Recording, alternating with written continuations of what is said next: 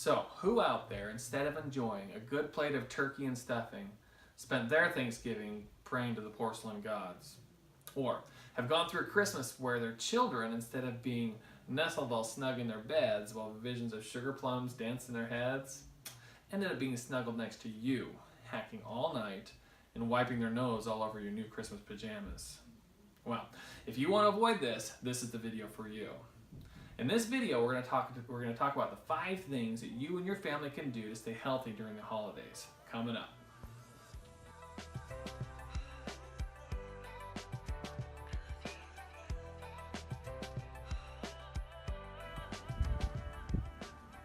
So, we're in the midst of the holiday season. It's a great time of year, full of a lot of fun traditions with family and friends. But it can also be a stressful time of year. A time of year that we're at risk for getting sick and missing out on a lot of these activities. The good news is that by taking a little time to focus on your health and taking a few simple steps, you can give yourself the best chance of staying healthy this holiday season. So here's the top 5. Number 1, wash your hands. Did you know that 1/2 of stomach viruses and 1/5 of respiratory infections are directly related to not washing your hands? Researchers in London estimate that if everyone routinely washed their hands, 1 million deaths a year could be prevented. The use of alcohol sanitizers in the classroom provided an overall reduction in absenteeism due to infection by 20% among elementary school students. The American Society of Microbiology did an interesting observational study where they observed people after going to the bathroom, observed their hand washing habits, and then questioned them afterwards. What they found was kind of disturbing. 97% of females and 92% of males say they wash their hands, but only 75% of females and 58% of males actually washed. Now, another study, 50% of middle and high school students said they washed their hands.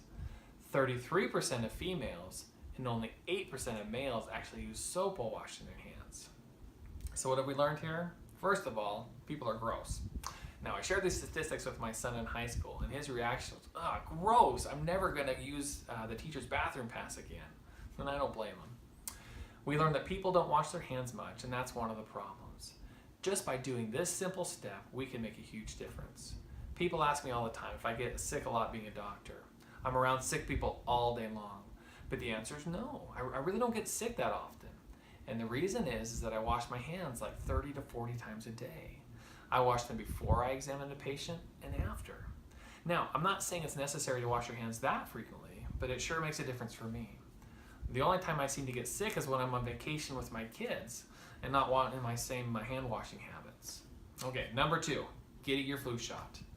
Getting the flu shot decreases your risk of getting the flu, and more importantly, it decreases your risk of getting really sick if you do get the flu. It reduces your risk of having to see the doctor by up to 60%. In pregnant women, it decreases the risk of getting the flu by also 60%, but that benefit is passed as well on to the newborn. Now, the flu vaccine prevents millions of illnesses and flu-related doctor visits each year.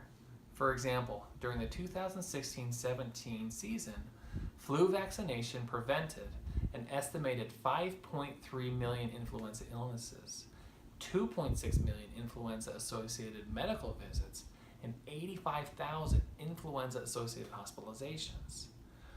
Getting vaccinated yourself may also protect people around you, including those who are more vulnerable to serious flu illness like babies and young children, older people, and people with certain chronic health conditions. The flu shot definitely is not perfect, but in addition to good hand hygiene, it's the best chance we have of keeping ourselves healthy. Okay, number 3, moderation. Even though you're surrounded by cookies, cakes, etc., make sure you do everything in moderation, especially drinking. I don't know about you, but one of the things that drives me most nuts about the holidays is all the garbage that I put in my mouth. I'm inundated with it. At work, it's a constant stream of candies, cakes, donuts, cookies. At home, the neighbors bring home more of the same. Do I have the strength and fortitude to just say no? Well, of course not. I eat the garbage just like everybody else. But does it have to be that way? The answer is no. Take steps yourself by bringing more healthy gifts and treats. At work, bring a fruit plate or a veggie tray instead of the sweets. Now, you may be made fun of because of it, but you'll be thanked later. Do you know that one study showed it took 5 months to lose that extra weight that you gain over the holidays. That sounds like a lot of work to burn off garbage that you eat. That in the end makes you feel gross anyway. Now, one interesting thing we notice during the holidays is that we see an uptick in gallbladder attacks over these holidays. Now, your gallbladder is the little organ under your liver that stores a substance that helps your body break down fat. It's thought that all the excessive fats and garbage we put into our mouths during this time is just too much for some to handle and can kick off an attack. This is a pretty painful and sometimes life-threatening condition, so watch your fat intake and keep yourself well hydrated and decrease your risk of spending Christmas Eve in the ER. As well, watch your alcohol intake and make a plan if you do plan on drinking. Over the past 5 years, there have been an average of 300 alcohol-related traffic fatalities between Christmas and New Year in the United States. Number 4, get plenty of sleep. Studies show that people who don't get quality sleep or enough sleep are more likely to get sick after being exposed to a virus such as a common cold. Lack of sleep can also affect how fast you recover if you do get sick. Now, during sleep, your immune system releases proteins called cytokines, some of which help promote sleep. Certain cytokines need to increase when you have an infection or inflammation, or when you're under stress. Now, sleep deprivation can decrease the production of these protective cytokines. In addition, infection-fighting antibodies and cells are reduced during periods when you don't get enough sleep. So do your body a favor and get it the rest that it needs. Okay, number 5, manage stress. Let's face it, the holidays are a stressful time. You got money, family, etc. People who are exposed to long periods of stress are more likely to develop colds upon exposure to the cold-causing germs. So set reasonable expectations with your kids regarding presents and finances. The fact of the matter is, most of our kids have way more than they need. So setting reasonable expectations with your children on what you can afford will certainly help. Get your shopping done early, as well as enjoy the holidays for what they're really meant to be. Second, although getting together with family is one of the best things about the holiday season, it can also be one of the most stressful. If there are certain subjects or things that may cause stress or contention at the dinner table, make it a goal and expectation among family that those subjects will be taboo. If they start to come up, politely remind them that this is an untouchable subject. Okay, so those are the 5 things each of us can do ourselves to give ourselves the best chance of having a healthy holiday season. These suggestions are not just valid for the holidays, so try and practice them throughout the year. So, what things do you try to do to stay healthy during the holidays? Put it in the comments below. Also, I'd love to hear about your holiday stress stories and how you try to avoid them. Let us hear from you as well in the comments below.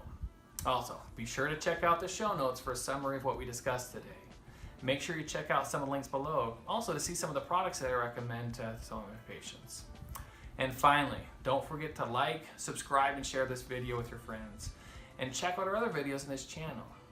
Okay, now remember, my purpose in sharing this information for you is to educate you on things that you can think about in trying to make decisions on your own health.